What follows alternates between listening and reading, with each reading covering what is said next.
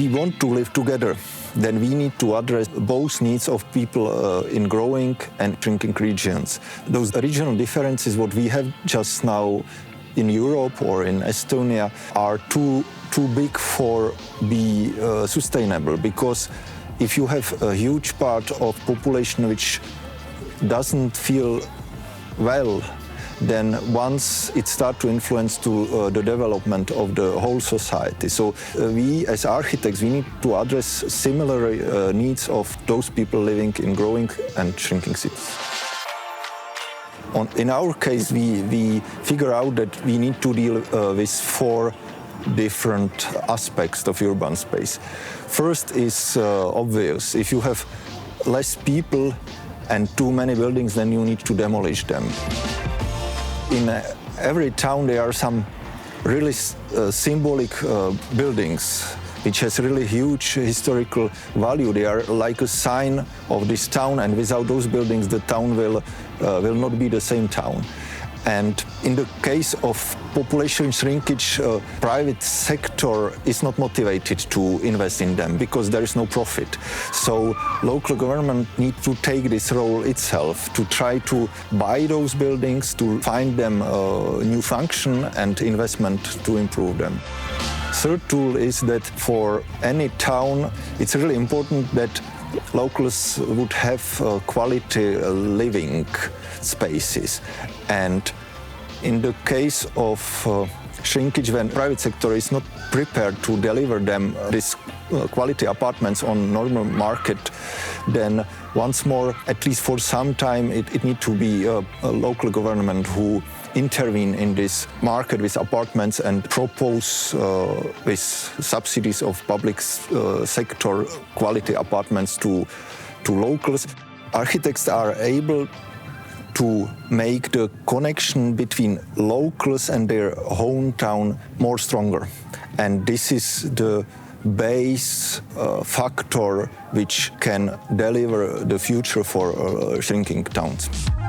Fourth and most expensive tool what you can use is this investment in urban space. It's maybe among all those tools the easiest one, because streets and parks, they are public, so you don't need to buy them. It's also really positive thing what you are doing. Tools what we are presenting in our exposition in Venice, we are sure that they are applicable everywhere in similar towns all over the world. They are universal. You need to accept this shrinkage. You need to understand why population is shrinking. You need to understand what are the outcomes of shrinkage on urban space, and you need to change those things which locals don't like mostly in this shrinking environment. And this is really universal. To open coffees, flower shops, haircut salons, for example. This changement you will see even in urban space, because you will no more have a city center which has a lot of empty houses, but you will have city center when you can sit in the coffee, when you can go to a restaurant, when you can buy flower. And on the end, it will change also the economy of this town. Now, New Square is functioning like a lightening of this situation. Square itself is nice, but people are really worried about the buildings around. They are ashamed that the center of the Valga is looking like it is looking, and I see this changement as really positive, because it means that locals started to think about their town. They started to think about this, how the city center should look like and how it is looking. And this is the base point for some real change, because people have once more accepted this area as a city center. New Square started to be a real natural center point of the town life. If we have some market or some festivities, it's naturally there on this new square.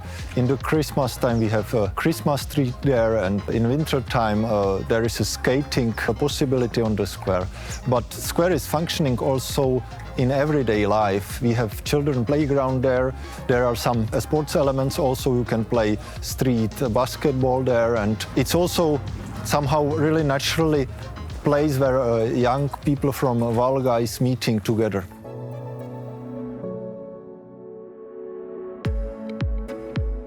We now see that when people come here, it creates joy. I don't think necessarily that it's the pizza that makes people happy, but I think it's something to do with the place, with life, or with regeneration on the whole. I think that we also came here because the square itself created hope.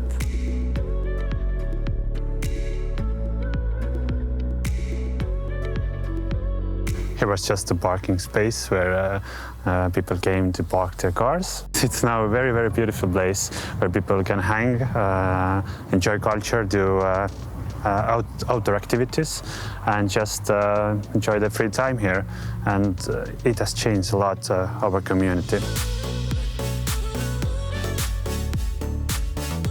Now we kind of have a place to meet other people, you know, you come together here, because otherwise we had like, well, you meet people on the main street, but it's not the same. You can come here and spend some nice time here. You can sit down and talk to people, and more people come to see the lake to spend time here.